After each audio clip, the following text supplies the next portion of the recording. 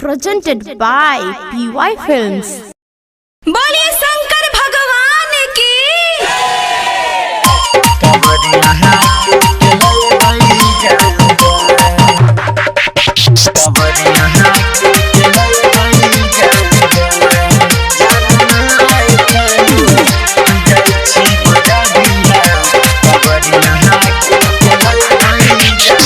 लागल लॉकडाउन जाऊं जानी देवघर नगरिया जानू गए।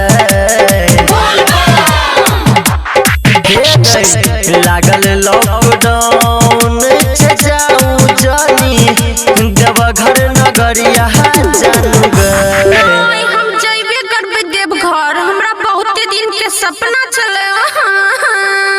जानू नहीं कानू सोना नहीं कानू जाई छी बजारिया कावरिया किन के लइबै जानू गए। जानू नहीं कानू जाई छी बजारिया कावरिया किन के लइबै जानू गए। कावरिया किन के लइबै जानू गए।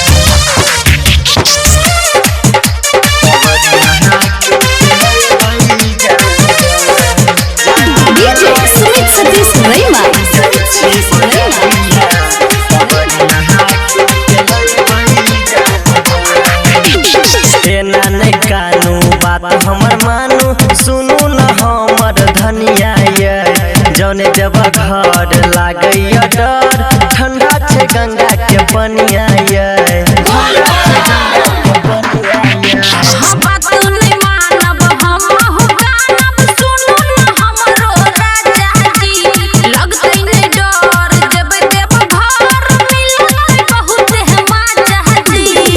वीडियो कॉल पे दिखाई देव देवघर नगरिया जानू गए।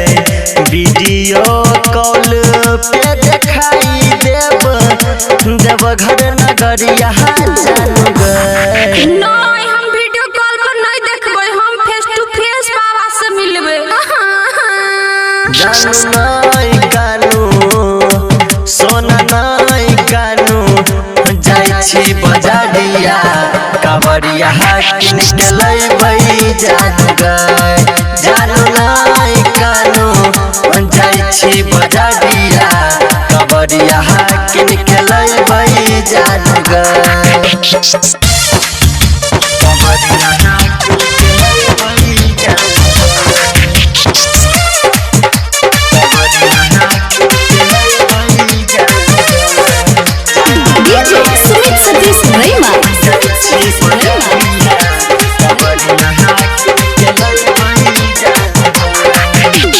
गायक सतेंद्र कहैया रानी मानू न हमर बात ये अगला साल लेने चलब चंद्रिका अपना साथ ये।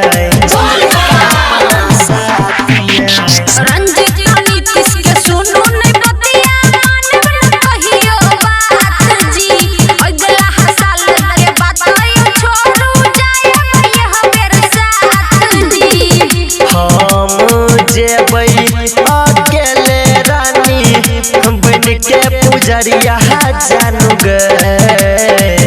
हम जेबै अकेले रानी बन के पुजरिया जानू गए। नहीं, हम जइबे करबे देवघर, हमरा बहुत दिन के सपना चले। जानू नहीं कानू सोना नहीं कानू जाई छी बजारिया कावरिया किन के लइबै जानू गए। जानू नहीं कानू जाई छी बजारिया कावरिया किन के लइबै जानू गए। सजनी रिकॉर्डिंग स्टूडियो खुटोना बाजार।